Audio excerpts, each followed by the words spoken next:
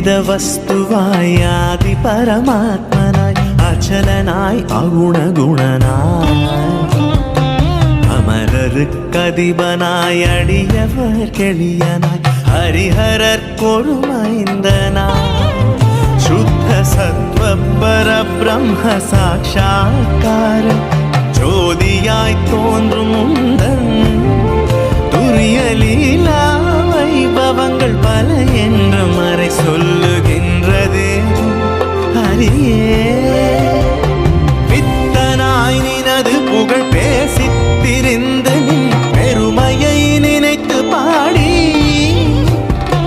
பிதற்றுகின்றேன் நின் பெரும் கோயிலை தினேன் விழை பொறுத்தருள வருவாய்